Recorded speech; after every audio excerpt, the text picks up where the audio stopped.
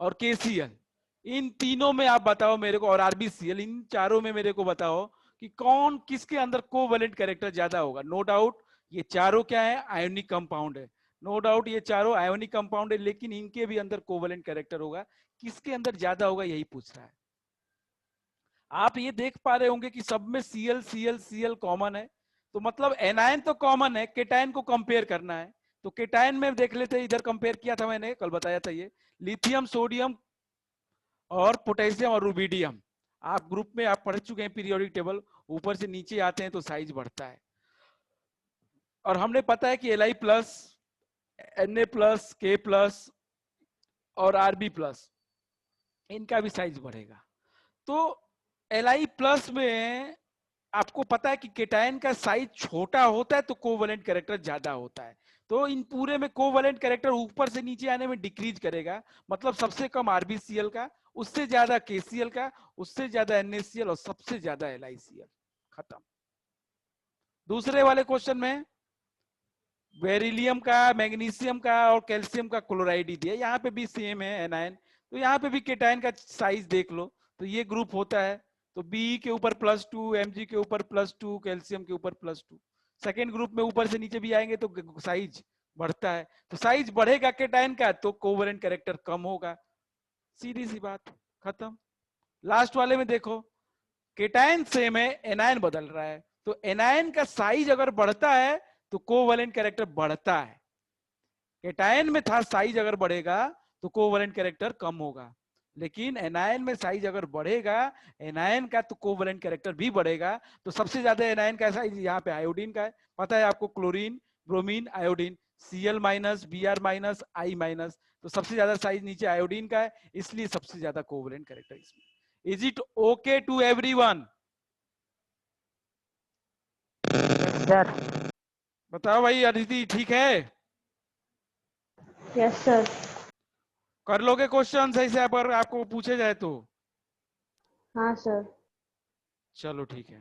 तो सर जिसमें सर दोनों अलग हो, जिसमें दोनों अलग है तो फिर दोनों चीजें देखनी पड़ेगी। हम कर लेते हैं क्वेश्चन ऐसा जिसमें दोनों अलग हो। अच्छी बात है, जिसमें दोनों अलग कहीं नहीं आ सकता है सर, बिल्कुल आ सकता है, तो उसको भी देख लेते हैं हम लोग। चलिए एग्जाम्पल उसका भी देख लेते जिसमें दोनों अलग हो।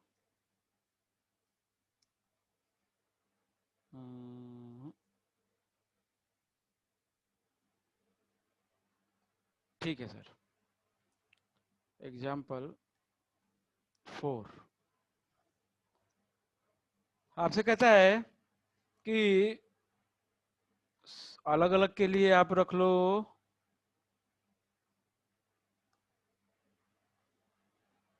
Li का Cl ले लो और Na का Br ले लो। Li का Cl ले लो, Na का Br ले लो, आप करो।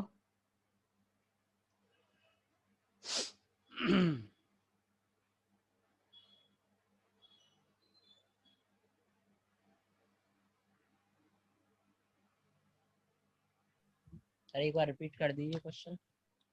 Li Cl और Na Br।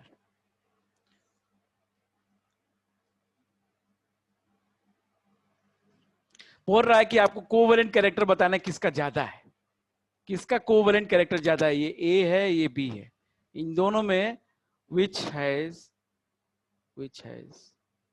more covalent character।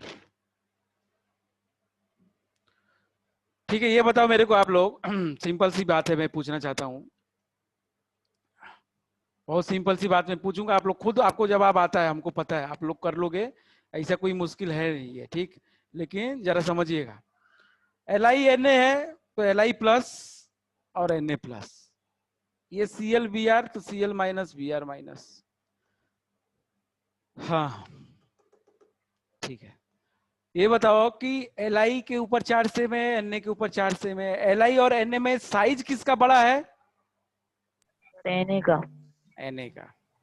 तो साइज बड़ा होता है तो क्या करते हैं हम, साइज जब बड़ा होता है केटायन में, ये केटायन है, तो केटायन का अगर साइज बढ़ेगा, अगर साइज ज्यादा होगा तो कोवैलेंट कैरेक्टर कम होगा, कम होगा।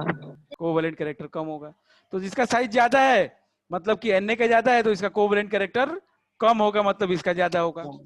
ठीक, अब Cl और Br में देख लो, एनायन में दोनों के ऊपर चार्ज सेम है, एनायन देख लो।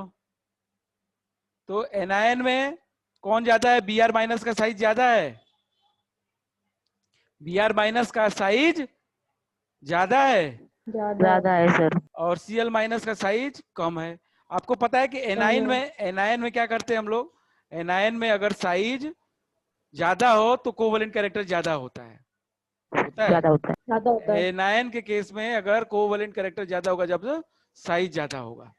तो एनायन के केस में साइज अगर ज्यादा है तो कोवैलेंट कैरेक्टर ज्यादा है। मतलब किसका ज्यादा है? Br का ज्यादा है। तो ये बताओ किसको आंसर दें हम? इस केटायन की वजह से इसका ज्यादा हो रहा है LiCl का, और एनायन की वजह से इसका ज्यादा हो रहा है, समझे? तो क्या करोगे आप? बोलो बोलो बोलो। तो केटायन को चार्ज को देखेंगे सर। चार्ज। इसके अंदर ज्यादा साइज का वेरिएशन हो रहा है। चार्ज तो बेटा ये देखो दोनों के ऊपर प्लस ही प्लस है ना, अगर ज्यादा प्लस होता, अब चार्ज भी तो सेम ही है, देखो 1 प्लस है, इसके भी और ऊपर 1 प्लस है, इसके ऊपर भी 1 माइनस, इसके भी ऊपर 1 माइनस है। तो चार्ज जब सेम है तो कोई दिक्कत ही, मतलब तब तो कोई चार्ज का कंपैरिजन कोई बात ही नहीं है। बताओ, अब हमने यहाँ पे जो देखा, हमने पीरियोडिक टेबल पढ़ के आ रहे हैं, हम लोग पीरियोडिक टेबल पढ़ के आ रहे हैं, हम लोगों को पता है कि जो लिथियम है और जो सोडियम के साइज में और क्लोरीन और ब्रोमीन के साइज में ज्यादा का अंतर है। तो इसलिए हम लोग यहाँ पे किसको कर देते हैं? Br वाले फैक्टर को। तो NaBr जो होगा इसके अंदर कोवैलेंट कैरेक्टर ज्यादा होगा। चलो ये थोड़ा अलग क्वेश्चन हो गया, हम थोड़ा सा और सिंपल क्वेश्चन करते हैं, जरा समझिएगा। अच्छा ये बताओ आप लोग कि एक कोवैलेंट कंपाउंड का मेल्टिंग पॉइंट ज्यादा होता है कि एक आयनिक कंपाउंड का? Sir ionic compound. Ionic compound. भाई किसी को लगता है कि नहीं कोवैलेंट का ज्यादा होगा मेल्टिंग पॉइंट? सर आयोनिक का ही होगा। आयनिक का ही होगा।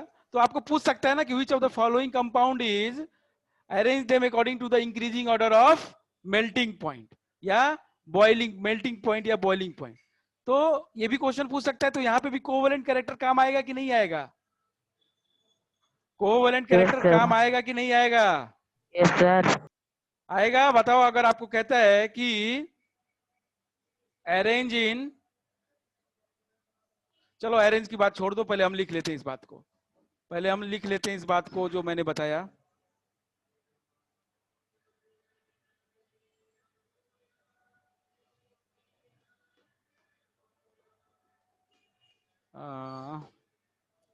an ionic compound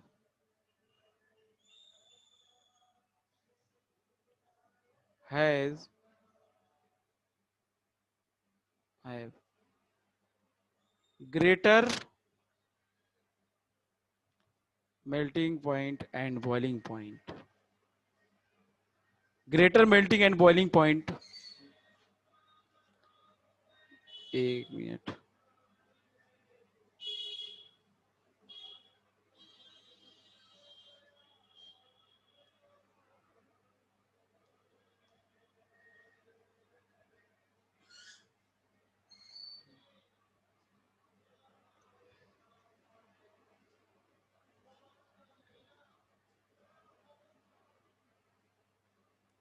an ionic compound have greater melting and boiling point than covalent compound. Thus, the melting and boiling point decreases if covalent character covalent character in any ionic compound increases. किसी ionic compound में अगर covalent character बढ़ेगा तो आप लोग समझ लो कि उसका मेल्टिंग या बॉइलिंग पॉइंट कम होगा। दूसरी बात, आप लोग ये बताओ कि पानी में कौन सॉल्युबल होता है, आयोनिक कंपाउंड की कोवेलेंट? आयनिक। आयोनिक होता है। कि सिंपल चीजें हैं, सबको पता होंगी, पता है ना भाई। एक आयोनिक कंपाउंड आयंस बनाता है ना, इसलिए पानी में डिजोल्व होता है, वो सॉल्युबल होता है। तो ionic compound are more soluble and covalent compound are less soluble in water. तो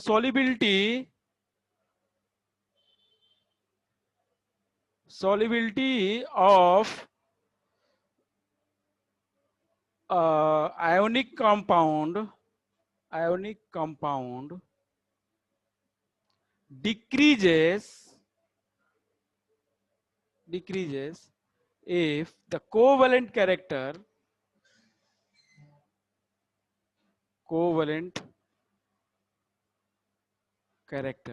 increases। if the covalent character increases, अगर कोवेलेंट कैरेक्टर बढ़ेगा तो सॉल्युबिलिटी डिक्रीज होगी ना, क्योंकि उसके अंदर कोवेलेंट कैरेक्टर बढ़ रहा है भाई, इसलिए सॉल्युबिलिटी आयोनिक कंपाउंड का तो ज्यादा था पहले, लेकिन कोवेलेंट कैरेक्टर बढ़ने की वजह से उसकी सॉल्युबिलिटी अब क्या होगी, सॉल्युबिलिटी अब डिक्रीज होने लगेगी। तो सॉल्युबिलिटी डिक्रीज करता है अगर कोवेलेंट कैरेक्टर बढ़ेगा, अगर कोवेलेंट कैरेक्टर बढ़ेगा तो सॉल्युबिलिटी डिक्रीज करेगा।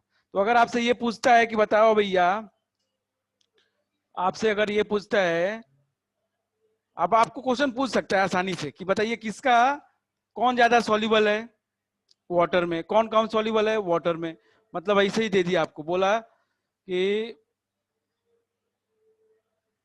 प्रॉब्लम, बोला कि arrange in increasing order of solubility, increasing order of solubility in water, ठीक। तो आप क्या किए, आपको बोला ऐसे, तो क्या क्या है आपको बोला, BeCl2 है आपके पास, ठीक है, और आपके पास MgCl2 है, और आपके पास है कैल्शियम क्लोराइड। बोला कि बताओ इनमें से कौन सबसे ज्यादा सॉल्युबल है पानी के अंदर। तो आप आसानी से बता सकते हैं, फजांस रूल को देख के आप आसानी से बता सकते हैं। कैसे आप ये बता सकते हैं ना, कोवेलेंट कैरेक्टर किसके अंदर ज्यादा होगा, यस और नो? Yes sir. बहुत इजीली। तो कोवेलेंट कैरेक्टर जिसके अंदर ज्यादा उसकी सॉल्युबिलिटी कम, उसकी सॉल्युबिलिटी कम। इसी में आपको ये भी पूछ सकता था कि ये बताइए आप इसको अरेंज करिए कैसे, इसको अरेंज करिए आप मेल्टिंग और बॉइलिंग पॉइंट से, ऐसे भी आप कर सकते हो। so simple by the Fajans rule to calculate या to identify the covalent character in any ionic compound।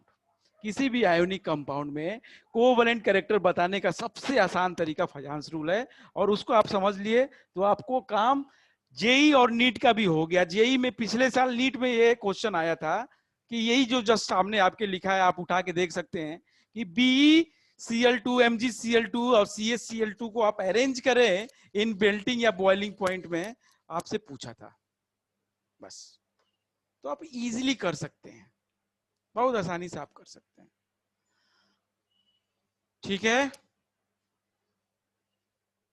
आदर्श कर सकते हो?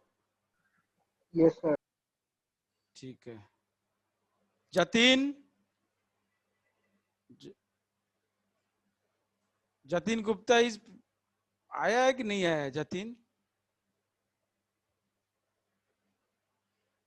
नहीं आया, कल भी नहीं आया, तो कहाँ है ये?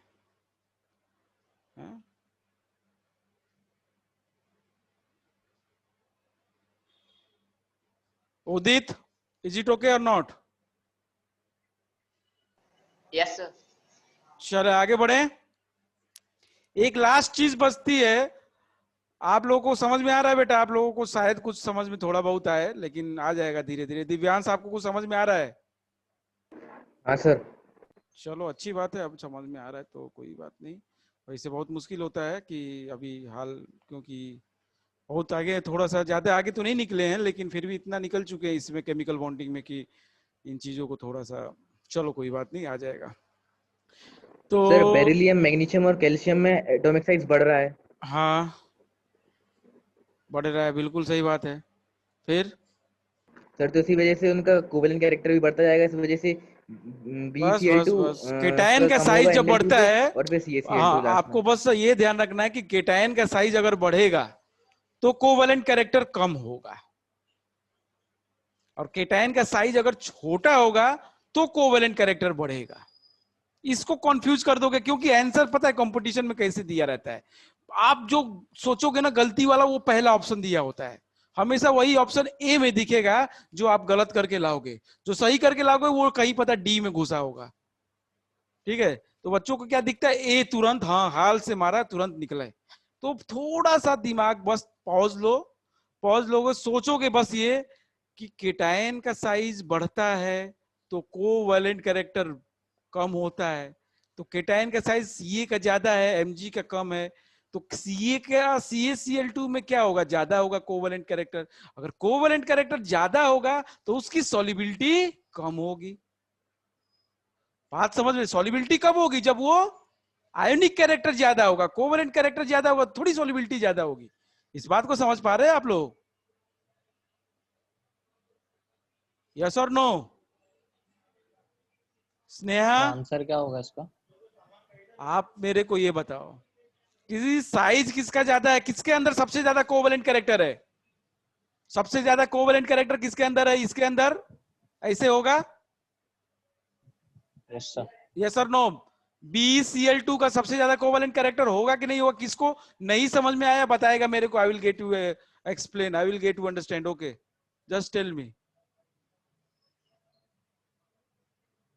किसको नहीं समझ में आया कि इसमें कि सर BCl2 का सबसे ज्यादा कोवैलेंट कैरेक्टर होगा? अब सबसे ज्यादा कोवैलेंट कैरेक्टर का होना का मतलब सबसे सबसे कम इसके अंदर आयोनिक कैरेक्टर है। आयोनिक कैरेक्टर सबसे कम है ना, हो गया। है तो सभी आयोनिक, लेकिन आयोनिक कैरेक्टर इसके अंदर सबसे कम, कोवैलेंट कैरेक्टर इसके अंदर सबसे ज्यादा।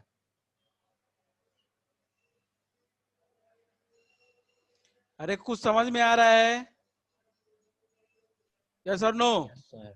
यस। अब कोवैलेंट कैरेक्टर ज्यादा तो इसका मतलब क्या होगा? Solubility, solubility in water is less। Less. अरे भैया, ज्यादा ज्यादा कोवैलेंट है तो सॉल्युबल थोड़ी होता है, ज्यादा आयोनिक होगा तो सॉल्युबल होगा। तो सबसे ज्यादा सॉल्युबिलिटी, ये तो किसका ऑर्डर हो गया? कोवैलेंट का। तो सॉल्युबिलिटी का ऑर्डर उल्टा हो जाएगा ना, यस सर। ये हो जाएगा सॉल्युबिलिटी का ऑर्डर। इज इट ओके और not? This will yes be the sir. Order of the yes solubility sir. In water, क्योंकि इसका आयोनिक कैरेक्टर सबसे ज्यादा है, इसका कोवैलेंट कैरेक्टर सबसे ज्यादा है, तो सॉल्युबल तो वही होगा जिसके अंदर आयनिक ज्यादा होगा। सिंपल सी बात। इसीलिए दिमाग में बेटा एक बार पॉज लोगे, सभी कंडीशंस को एक बार समझोगे, उसके बाद आंसर दोगे। हड़बड़ी में करोगे तो ऐसे क्वेश्चंस हमेशा गलत होते हैं, गारंटी है इस बात की। हमेशा कम, हमेशा कितने भी अच्छा स्टूडेंट हो गलत करके आ जाता है, लेकिन केवल और केवल हड़बड़ी में। बस आराम से करोगे तो 100% सही, बिल्कुल में पूरे पूरे नंबर मिलेंगे आपको।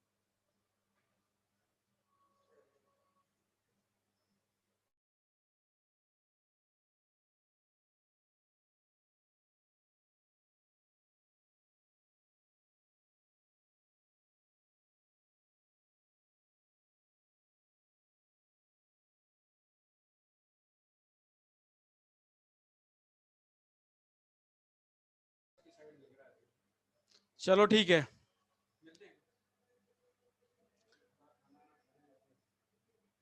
अगर आपसे बोलता है थोड़ा सा, इसीलिए ऐसे क्वेश्चंस के ऊपर दिमाग लगता है। ठीक है, पॉज लोगे तब हो पाएगा। कहता है आपसे which has more which has more melting point, थोड़ा सोचना, उसके बाद जवाब देना। BF2 और MgF2।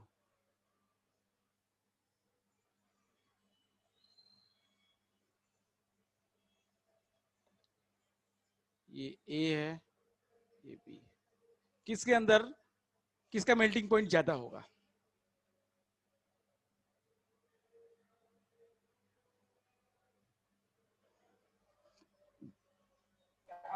MgF2।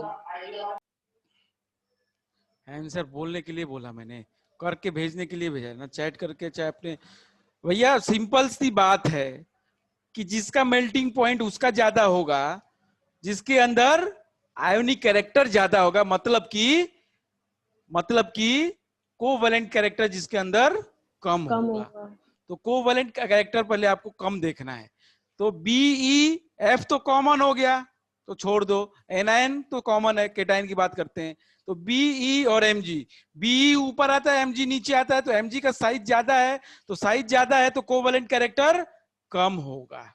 साइज ज्यादा है केटाइन का तो कोवैलेंट कैरेक्टर कम होगा। तो ये इसके अंदर कोवैलेंट कैरेक्टर कम होगा तो मेल्टिंग पॉइंट इसी का ज्यादा हो जाएगा।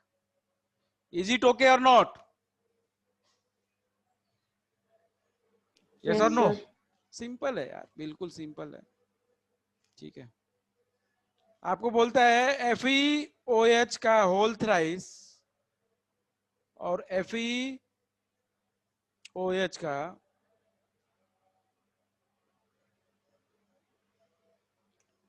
OH का होल ट्वाइस। बोलता है सॉल्युबल कौन ज्यादा होगा पानी में?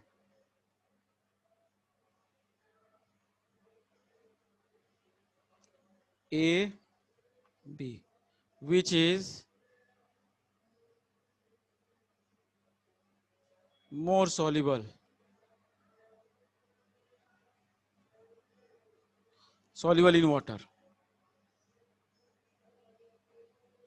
कौन ज्यादा सॉल्युबल होगा बताओ?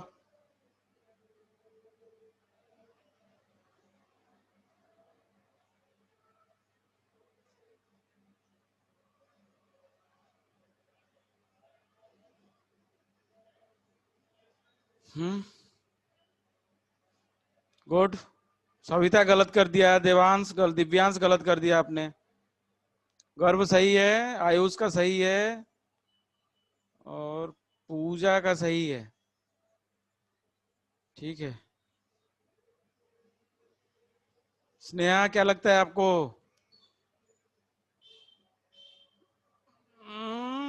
सही है यश गुप्ता, गुड। तो ये बताओ भाई दिव्यांश, आप सोचो जरा, OH तो सेम है ना दोनों में, कितना है उससे फर्क नहीं पड़ता बेटा। OH 3 है इधर, OH 2, इससे इसको नहीं देखना है हमको, उसको नहीं देखना है, बस OH है दोनों में, कोई दिक्कत नहीं, सेम है। Fe को कंपेयर करो, इधर Fe पे चार्ज कितना होगा? +3। इधर Fe पे चार्ज कितना होगा? +2। ठीक, तो चार्ज की बात आ गई। अब केटायन का चार्ज ज्यादा होता है तो उसका कोवैलेंट कैरेक्टर ज्यादा होता है। केटायन का चार्ज ज्यादा होता है तो कोवैलेंट कैरेक्टर ज्यादा होता है, इस बात को समझना। केटायन का चार्ज अगर बढ़ेगा तो कोवैलेंट कैरेक्टर बढ़ेगा, और अगर कोवैलेंट कैरेक्टर बढ़ेगा तो सॉल्युबिलिटी तो कम होगी, सॉल्युबिलिटी तो कम होगी। सिंपल सी बात है, सॉल्युबिलिटी कम होगी ना अगर कोवैलेंट कैरेक्टर बढ़ेगा। आयोनिक कैरेक्टर, अगर आयोनिक कैरेक्टर ज्यादा हुआ तो कोवैलेंट कैरेक्टर कम होगा। तो इन दोनों में चार्ज ज्यादा किसका? इसका। तो इसका कोवैलेंट कैरेक्टर ज्यादा, तो कोवैलेंट कैरेक्टर ज्यादा तो सॉल्युबिलिटी कम, इसका आयोनिक कैरेक्टर ज्यादा, मतलब ये ज्यादा सॉल्युबल होगा। Is it done? Is it done और Yes, sir. Yes, sir. आदर्श? ठीक है, Yes. So simple, it's very simple. चलिए, अब लास्ट चीज जो बचती है आप लोगों को वो कर लेते हैं हम लोग, जो कि लेविस स्ट्रक्चर है। लेविस स्ट्रक्चर, तो लेविस डॉट स्ट्रक्चर पढ़ लेते हैं हम लोग। चलो, बहुत इंपॉर्टेंट कॉन्सेप्ट है भैया आप लोगों को, आप लोग अभी तक देखे होंगे कि कैसे CO3 का स्ट्रक्चर बनता है, या NO3 का कैसे स्ट्रक्चर बनेगा, -1 होता है, इसमें -2 होता है, SO4 का कैसे स्ट्रक्चर बनाएंगे, ठीक है। तो इन सब का स्ट्रक्चर लेविस ने स्ट्रक्चर बना के गया था, उसने रूल बता के गए थे, तो उसी से रूल हम समझेंगे कैसे ये सारी चीजें बनती हैं, इनका स्ट्रक्चर कैसे बनता है, यही हमको समझना है। ठीक, चलिए तो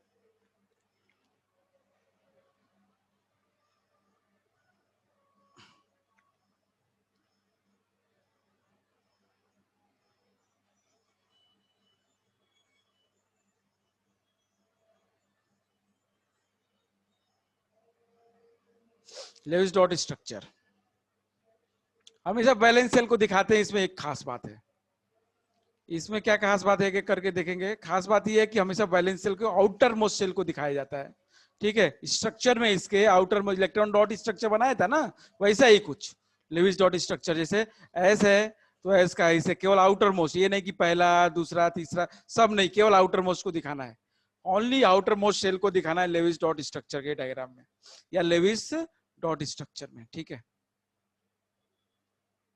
चलिए तो दिस स्ट्रक्चर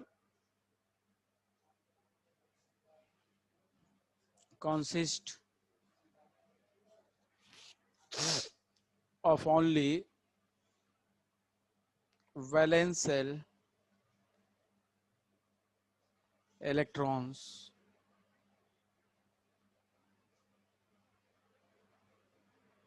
representation। इसमें हम लोग जो वैलेंस सेल के इलेक्ट्रॉन होते हैं उनको रिप्रेजेंट करते हैं, आउटर मोस्ट सेल के इलेक्ट्रॉन को केवल। वैलेंस सेल का मतलब आउटर मोस्ट सेल, आपको पता होगा, ठीक है। दूसरी बात, इसमें ऑक्टेट रूल को फॉलो किया जाता है। ऑक्टेट रूल क्या होता है कि आउटर मोस्ट सेल में 8 इलेक्ट्रॉन कंप्लीट हो जाए, मतलब नोबल गैस का कॉन्फ़िगरेशन पाया जाए। तो ऑक्टेट रूल is followed, ठीक है। एक्सेप्ट हाइड्रोजन, उसका तो डबलेट होता है, तो उसका तो सबको पता है कि डबलेट होता है।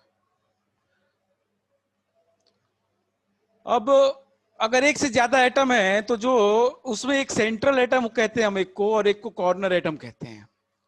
एक को सेंट्रल कहते हैं और एक को कॉर्नर कहते हैं। अगर एक से ज्यादा है तो, अगर एक से ज्यादा है तो एक को सेंट्रल और एक को कॉर्नर कहेंगे, ठीक है। एक को सेंट्रल कहेंगे और एक को कॉर्नर कहेंगे। एक मतलब जैसे मान लो NO3 है तो इसमें सेंट्रल होगा नाइट्रोजन और कॉर्नर एटम होंगे ऑक्सीजन। तो ये बात मैं कहना चाहता हूं, आगे भी दिखाऊंगा इसको बना के। तो कॉर्नर एटम का तो ऑक्टेट पूरा करेंगे हम, ये जो ऑक्टेट की बात हो रही है वो कॉर्नर एटम की बात हो रही है, उसकी तो पूरा होगा ही होगा। लेकिन ऑक्टेट रूल को वायलेट करेंगे हम, कर सकते हैं सेंट्रल एटम के लिए। तो लिखेंगे अगला पॉइंट, ऑक्टेट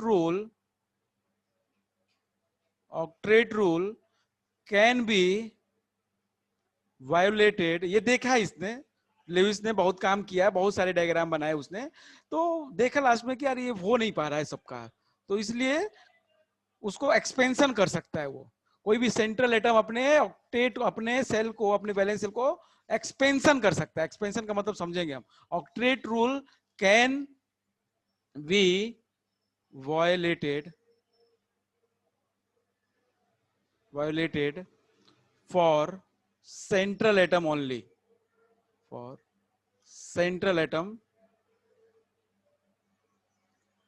only, और ब्रैकेट में लिख लेंगे इट मस्ट हैव 8 और मोर इलेक्ट्रॉन। कम नहीं, कम तो किसी हालत में ही नहीं, कम तो होगा ही नहीं किसी हालत में, ज्यादा हो सकता है, ज्यादा हो सकता है 8 से। सेंट्रल एटम के पास 8 से ज्यादा इलेक्ट्रॉन रख सकता है, लेकिन कम तो रखना ही नहीं है। और वायलेट कर रहे हैं तो हम लोग ज्यादा कर रहे हैं, मतलब कि ज्यादा का वायोलेशन हो रहा है, कम का नहीं। तो अब पहचानेंगे कैसे कि सेंट्रल एटम क्या है? पहचानेंगे कैसे कि सेंट्रल एटम कौन है? तो इसको पहचानने के लिए क्या है, रूल फॉर आइडेंटिफाइंग या selecting, rule for identifying the central atom. बहुत आसान है बेटा, बस पॉइंट्स को देखते जाओ, एक बार स्ट्रक्चर जब बनाएंगे तो बहुत आसान है। सेंट्रल एटम, इसको सेंट्रल एटम, ठीक है। सेंट्रल एटम का आइडेंटिफाई करने के रूल्स हैं, जरा देख लेते हैं क्या क्या रूल्स हैं। पहला कहता है इसके अंदर ए कि जिसमें सबसे कम जो नंबर में रहेगा उसको हम सेंट्रल एटम लेंगे। लीस्ट नंबर में, सबसे पहला तरीका होता है अपना उसको चुनने का, least in number, least in number, least in number. अगर ये नहीं है, अगर दोनों बराबर हैं तो इलेक्ट्रोनेगेटिविटी देखेंगे, हम लोग देख चुके हैं इलेक्ट्रोनेगेटिविटी जिसका कम होगा, इलेक्ट्रोनेगेटिविटी लीस्ट जिसका कम होगा उसको हम लेंगे सेंट्रल एटम। अगर इलेक्ट्रोनेगेटिविटी भी बराबर हो गई तो हम साइज देखेंगे, साइज जिसका लार्ज होगा उसको लेंगे, ठीक है। नहीं तो आप क्या कर सकते हैं, एटॉमिक नंबर भी लिख सकते हैं, तो एटॉमिक नंबर जिसका ज्यादा होगा उसको भी ले सकते हैं, एटॉमिक नंबर हाई, उसको भी सेंट्रल एटम ले सकते हैं। लेकिन सबसे पहले आप देखेंगे नंबर, सबसे पहले देखेंगे नंबर, एक जो है वही होगा, नहीं तो फिर अगर सेम हुआ तो इलेक्ट्रोनेगेटिविटी। दूसरा इसमें होता है हाइड्रोजन और fluorine, H and F can never be central atom, H and F can never be central atom. Hydrogen और फ्लोरीन कभी भी सेंट्रल एटम नहीं हो सकते, कैन नेवर बी, दिखेंगे नहीं आपको कभी ये सेंट्रल एटम बनते हुए। सेंट्रल एटम, सेंट्रल एटम रहते कौन कौन है, ज्यादातर जो हम बता दें, ज्यादातर जो होते हैं वो ऑक्सीजन है, ऑक्सीजन है, सल्फर है, क्लोरीन है, नाइट्रोजन है, फास्फोरस है, ज्यादातर दिखेंगे। मोस्ट सेंट्रल एटम जो हमको दिखेंगे, देखो हम लोग बहुत ज्यादा नॉलेज नहीं होना चाहिए, मतलब इतना ज्यादा नहीं कि कंफ्यूज हो जाए, हम इतना जरूर रखेंगे जो हमको एलिमेंट्स आए या जो कंपाउंड्स आए उनका हम जरूर स्ट्रक्चर बना लें, ठीक है। तो इसके लिए क्या होता है कि कुछ फिक्स ही हैं जो आते हैं आपको, ठीक। तो कौन कौन से हैं, ऑक्सीजन आ सकता है, ठीक, सल्फर आ सकता है, नाइट्रोजन आ सकता है, फास्फोरस आ सकता है सेंट्रल में, कार्बन भी आ सकता है, क्लोरीन भी आ सकता है, सिलिकॉन आ सकता है, ये सारे आपको दिखेंगे, ये सारे आपको ज्यादातर दिखेंगे सेंट्रल एटम में, ठीक। Sulphur, nitrogen, phosphorus, carbon, silicon, chlorine, bromine भी आ सकता है, मतलब ये सारे आपको दिखेंगे। फ्लोरीन नहीं आएगा और हाइड्रोजन नहीं आएगा। अगला point, next point, octet rule जो कॉर्नर एटम होंगे उनका कंप्लीट होना चाहिए, तो ऑक्टेट उनके लिए फॉलो होना चाहिए। तो ऑक्टेट ऑफ कॉर्नर एटम, जो सेंट्रल को छोड़ के जो एटम बचते हैं उन सबको हम कॉर्नर एटम कहते हैं भाई। सेंट्रल एटम को छोड़ के जितने भी एटम बचते हैं उनको हम कॉर्नर एटम कहते हैं। तो octet of corner atom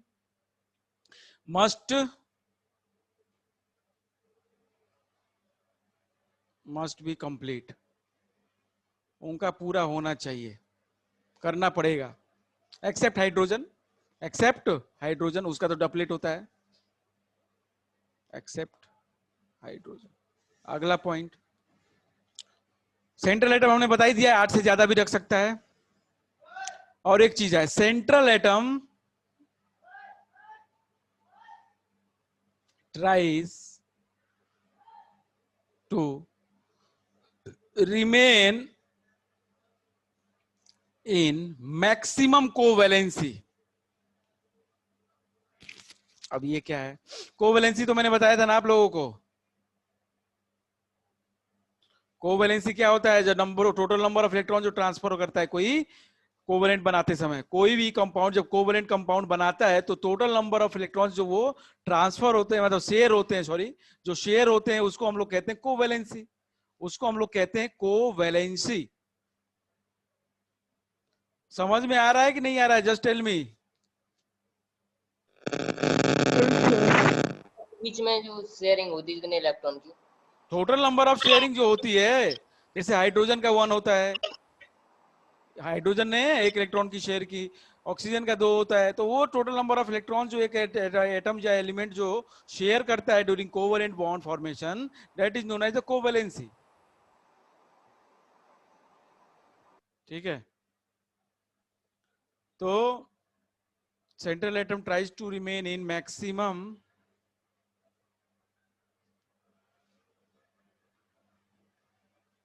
covalency.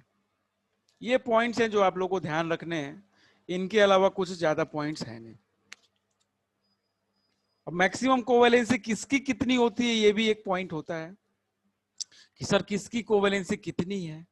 तो ऑक्सीजन की कोवेलेंसी मैंने बताया 2 है, सल्फर की कोवेलेंसी 6 हो सकती है। तो कुछ के एलिमेंट के लिख लो, मैं बता देता हूं। फॉर एग्जांपल ऑक्सीजन का 2 होता है, सल्फर का 6 होता है, मैक्सिमम की बात कर रहे हैं।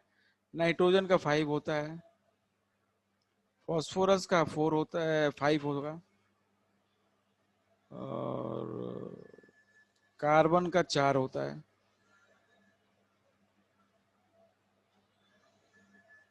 ठीक है, क्लोरीन की 7 होती है,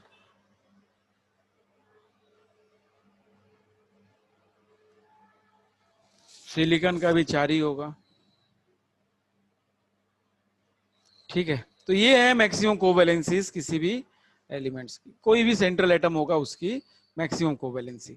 हम बनाएंगे तो देखेंगे कैसे मैक्सिमम कोवैलेंसी अपने रह रहा है। तो ये सब थियोरेटिकल चीजें हैं, आपको जब तक आप बनाओगे नहीं खुद से, जब तक आप खुद से आप देखेंगे नहीं कैसे बन रहा है स्ट्रक्चर, तब तक ये पॉइंट्स का कोई मतलब नहीं है।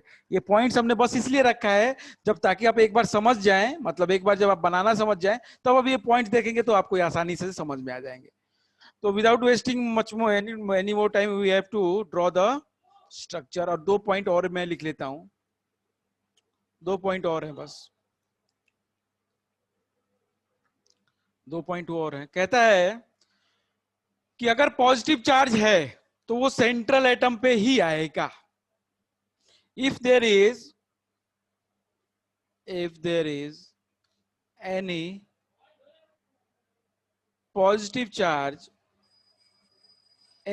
charge that will be on central atom। मतलब क्या है, मतलब ये है बेटा कि जैसे आपके पास NH4 प्लस है, तो आप ये समझो कि ये जो प्लस है ये सेंट्रल एटम, इसमें कौन होगा, N होगा। N एक ही है, सबसे कम नंबर वाले को सेंट्रल एटम कहते हैं। तो ये N है, ये जो पॉजिटिव चार्ज है ये इसी के ऊपर होगा, ये कहने का मतलब है। और लास्ट पॉइंट है, अगर निगेटिव चार्ज है, if there is negative charge if there is, just a minute,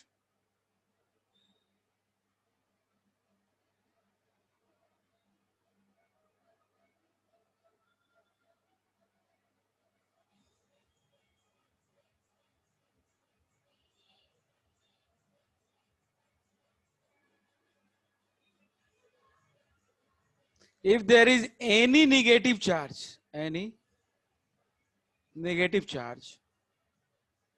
okay, like मान लो कि NO3 -1 माइनस, SO4 2 माइनस, तो ये माइनस चार्ज किस पे आएगा, ये चीज तो टेंशन वाली है ना कि ये माइनस चार्ज किसके में आएगा यार, ये कैसे 2 माइनस, अगर ये O के ऊपर लिखा है, ऐसे लिखा है, लेकिन एक्चुअली ये है किसके ऊपर, ये पता करना हमारा काम है, स्ट्रक्चर से ही पता चलेगा। ठीक है, ठीक है, अरे बताओ समझ में आया? Yes, sir. Yes, sir. Yes, sir. If there is any negative charge, it will be present, वो सेंट्रल एटम पे नहीं होगा, it will present on corner atom। अब कौन से कॉर्नर में भी तो कई सारे हैं, ऑक्सीजन देखो 3 है, सल्फर ऑक्सीजन देखो इसमें 4 है, कौन से ऑक्सीजन पे होगा, ये भी तो है। तो ये डिटेल में जा रहे हैं हम लोग थोड़ा सा, तो इस बात को थोड़ा समझेंगे, कॉर्नर एटम। अब इतने सारे पॉइंट्स हो गए सर, अब बताइए हमको सिखाइए जरा कैसे बनाया जाता है। तो बिल्कुल परेशान होने की जरूरत नहीं है बेटा, चलिए ये पॉइंट्स आप लोग पढ़ लेना क्लास के बाद, लेकिन हम बना के दिखाते हैं, वो बनाना आप लोग बहुत जल्दी सीख जाएंगे, हमको पता है, बहुत जल्दी सीख जाएंगे। देखिए कुछ कैलकुलेशन करने पड़ते हैं हम लोगों को इसके लिए। फॉर एग्जाम्पल Q की वैल्यू निकालनी पड़ती है। Q होता है, Q जो होता है, ये होता क्या है कि valence electron, valence electron of all atom, जितने भी एटम होंगे, ऑफ ऑल एटम्स, अगर उसके पास पॉजिटिव चार्ज है तो उसको क्या कर देंगे, माइनस कर देंगे। अगर निगेटिव चार्ज है तो प्लस कर लेंगे। तो प्लस निगेटिव चार्ज और माइनस अगर पॉजिटिव चार्ज है तो ये Q की वैल्यू निकल जाएगी। इससे हम लोग निकालेंगे फिर bond pair electron, bond pair electron, इसको हम BPE, और बाद में निकालेंगे हम lone pair electron, lone pair electron. Lone pair electron निकालेंगे बेटा हम लोग, बॉन्ड पेयर इलेक्ट्रॉन हम लोग बॉन्ड बना के निकालेंगे, और लोन पेयर इलेक्ट्रॉन निकालेंगे Q minus bond pair electron. बहुत सिंपल है, ये फॉर्मूला थोड़े बहुत यूज होने वाले हैं, थोड़े बहुत यूज होने वाले हैं ये फॉर्मूला। चलिए जरा हम बनाते हैं।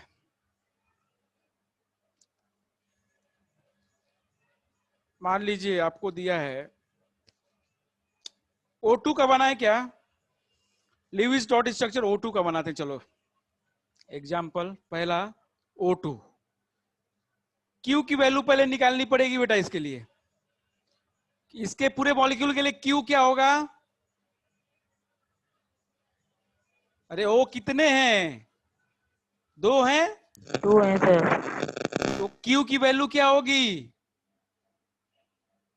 अरे वैलेंस इलेक्ट्रॉन में कितने हो जाएंगे भाई 2 ऑक्सीजन में, सर 8। हाँ वाह रे वाह, 8 होता है बैलेंस 16, इलेक्ट्रॉन। सर 12। 12, भैया एक ऑक्सीजन का एटॉमिक नंबर होता है 8, ऑक्सीजन का एटॉमिक नंबर होता है 8। क्या कर रहे हो आप लोग यार, 12, हाँ 8 होता है तो 2,6, तो एक के वैलेंस सेल में 6, तो 2 के वैलेंस सेल में 12, 12। अरे बताओ, सर तो Q की वैल्यू 12। कोई पॉजिटिव चार्ज है, नहीं है। कोई नेगेटिव चार्ज है, नहीं है। चलो कोई दिक्कत नहीं, अब तो बहुत सिंपल है यार ये तो। सर हमको तो ये पता ही है बनाना। चलो कोई बात नहीं, पहले बेसिक से सीखते हैं ना हम लोग, तो बनाना तो पता है आपको। चलो क्या करेंगे, क्यों पता चल गया, बॉन्ड पेयर इलेक्ट्रॉन बनाने के लिए 2 ऑक्सीजन बनाओ, 2 ऑक्सीजन बनाइए O, ठीक है। इन दोनों के बीच में एक बॉन्ड दे दीजिए, पहले एक बॉन्ड अपने मन से लगा दीजिए, कोई दिक्कत नहीं है। अब ये हो गया बॉन्ड। एक बॉन्ड कितने इलेक्ट्रॉन से बनता है, ये जो बॉन्ड हुआ कितने इलेक्ट्रॉन से बना, 2। तो बॉन्ड पेयर 2 इलेक्ट्रॉन कितने हो जाएंगे, बॉन्ड पेयर इलेक्ट्रॉन 2 हो जाएंगे। तो लोन पेयर इलेक्ट्रॉन कितने हो जाएंगे, 12 माइनस 2 कितने, 10। बताओ भाई,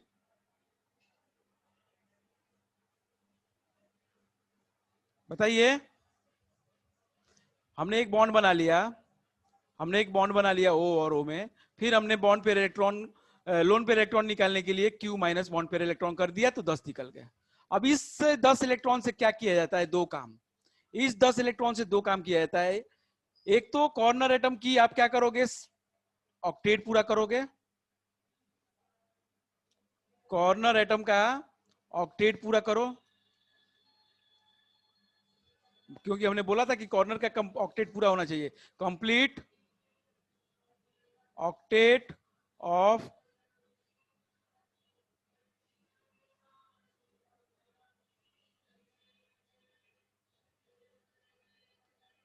complete octet of corner atom, ठीक। अगर बचते हैं फिर से इलेक्ट्रॉन, अभी आपके फिर भी इलेक्ट्रॉन बच जाते हैं, तो उसको हम लोग ले जाते हैं किसमें, डबल बॉन्ड और ट्रिपल बॉन्ड में, ठीक। अब जरा समझो कितना है भाई,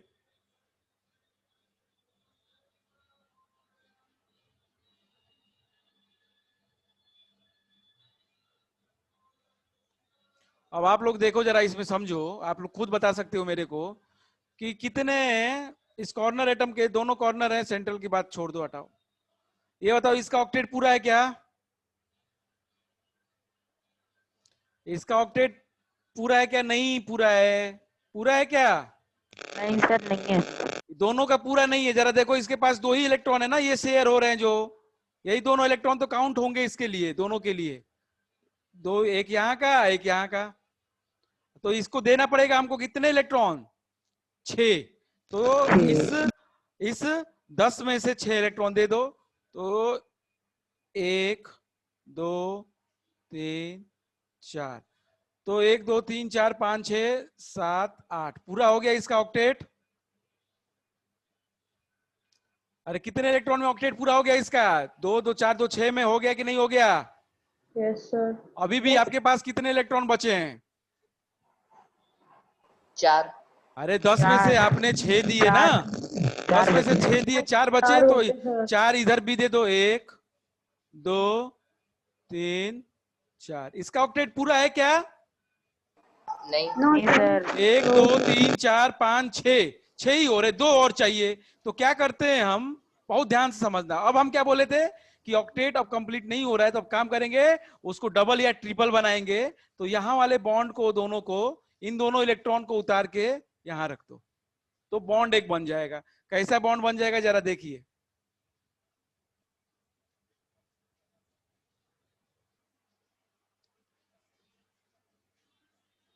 कहां गया रे? जरा देखिएगा बेटा, बहुत सिंपल है। ये वाला कंपाउंड अब कैसा बन जाएगा देखिए, O और डबल बॉन्ड O, और इस पे कितने बच जाएंगे? 1 2 3 4, तो 1 2 3 4, और इस पे कितने बच जाएंगे? 4, 1 2 3 4। अब देखो दोनों का ऑक्टेट पूरा चल गया, हो गया। Yes sir. दोनों का ऑक्टेट पूरा है ना? देखो, Yes, sir. 1 2 3 4 5 6 7 8, इसका पूरा हो गया। 1 2 3 4 5 6 7 8, इसका भी। दोनों खुश, दोनों का पूरा ऑक्टेट। तो ये बनता है। आपको पता था कि ऑक्सीजन ऑक्सीजन में डबल बॉन्ड बनता है? ये आप थोड़ी पहली बार आप ये देख रहे हैं, नहीं, आपको पता था कि ऑक्सीजन ऑक्सीजन में, लेकिन इस रूल से हमने बताया है, इस रूल से बनाया है। आप लोग मेरे को एक और बता देता हूं, और मैं कुछ एग्जांपल दे देता हूं घर के लिए, आप खुद से करके बताना मेरे को। चलो जल्दी कर लेते हैं बेटा, टाइम होने वाला है। H3O प्लस, H3O प्लस, ये आपको बोला है इसका लेविस डॉट स्ट्रक्चर बनाइए। तो सबसे पहले क्या करेंगे, वे Q निकालेंगे। Q कितना हो जाएगा? जस्ट टेल मी। हाइड्रोजन 3 है, एक के आउटर मोस्ट में 1, तो 3 के आउटर मोस्ट में 3, और ऑक्सीजन के आउटर मोस्ट में 6, तो 6 और 10 हो जाएगा सर। 6 और 3 3 6, और ये प्लस चार्ज 1 है, तो 1 प्लस चार्ज है तो माइनस कर देते हैं 1, कितना आएगा? 8। कितना आएगा? 8 आएगा टोटल। Q की वैल्यू 8 आएगी। अब ये बताओ क्या कर दे हम, बना दे सेंट्रल एटम कौन सा होगा, बताओ मेरे को। ओ। सबको पता है भाई, सेंट्रल एटम एक ही दिख रहा है, ऑक्सीजन एक ही है, तो वो O हो जाएगा। तो बना दो ऐसे O, और 3 H लगा दो, 3 चारों तरफ, तीनों तरफ उसके 3 H लगा दो, और आंख बंद करके तीनों के साथ सिंगल बॉन्ड बना दो, बना दो। चलो, अब बॉन्ड पे इलेक्ट्रॉन निकल जाएंगे, कितने हैं भाई? तीनों बॉन्ड देख के बताओ। 2 2 4 2 6, तो बॉन्ड पेयर इलेक्ट्रॉन कितने हैं भाई? 6। तो लोन पेयर इलेक्ट्रॉन कितना बचेगा? 8 माइनस 6 कितना बचेगा? 2।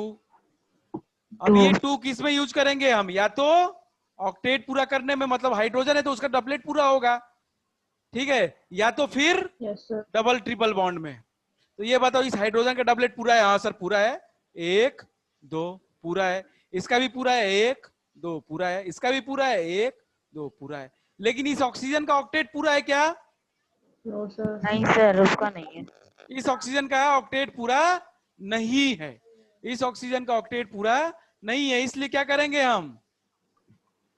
लोन पे लोन पेयर लगाएंगे। लोन यहाँ पेयर पे कितने? Sir, lone pair. 1 2। One pair. बात समझ में आई? तो 2 ही लोन पेयर थे, दोनों खत्म। सर Yes, तो अब sir. ये बताओ, मैंने पॉजिटिव चार्ज में बोला था कि किसके ऊपर पॉजिटिव आएगा? हमेशा पॉजिटिव वाले केस में कोई सोचने की बात ही नहीं है, हमेशा O के ऊपर पॉजिटिव आता है, हमेशा O सेंट्रल एटम के ऊपर पॉजिटिव आता है, और ये होता है आपका H3O plus. Is it done और नॉट? Yes sir. कर लेंगे कि नहीं कर लेंगे? बना लेंगे? Yes, sir. सर बना लेंगे। Yes sir. तो कल बहुत सारे बनाएंगे हम लोग। तैयार होके आइएगा, एक बार रूल को रिवाइज करके आइएगा और अच्छे से पढ़ के आइएगा। हम लोग तैयार रहेंगे कल बनाने के लिए काफी सारे स्ट्रक्चर। ठीक है? Okay, thank you, goodbye. Thank you, sir. Okay, Thank you, sir. Thank you sir. Thank you sir.